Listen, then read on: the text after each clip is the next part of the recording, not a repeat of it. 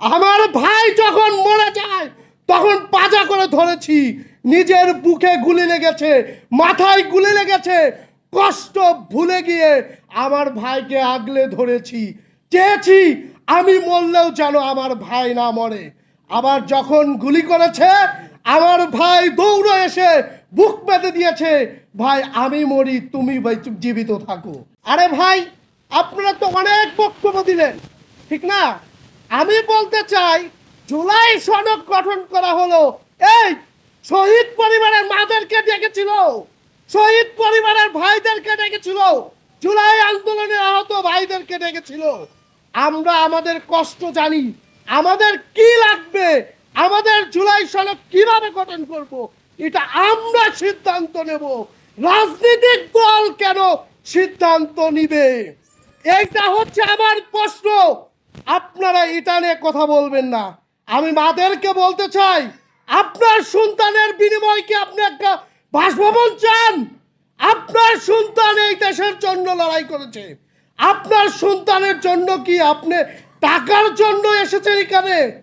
না, আমার ভাইয়ের রক্ত আমার বুকে লেগে আছে।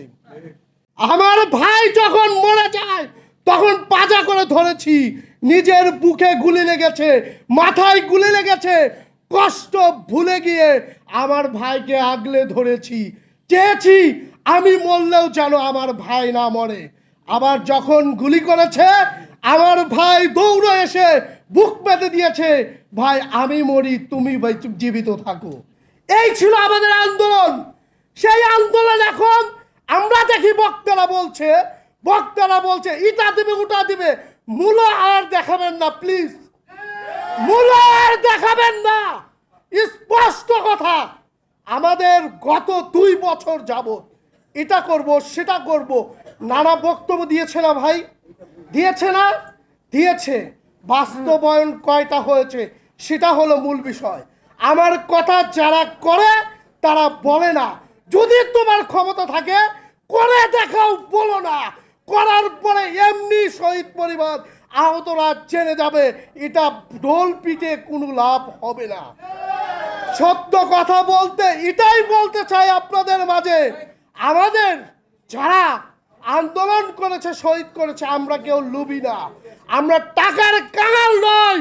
আমাদের ভাইরা যারা শহীদ হয়েছে তাদেরকে, যারা শহীদ হয়েছে, যারা আন্দোলন করে জুলাইয়ে বিকৃত হয়নি, তাদেরকে কথা বলার সুযোগ দিতে হবে।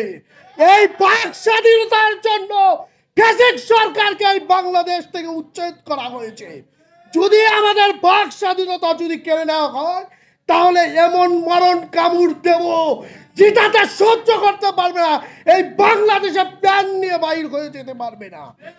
এই বাংলাদেশের মানুষ আর কখনোই সেই পর্যায়ে নেই। এখন সবাই সচেতন হয়ে গেছে।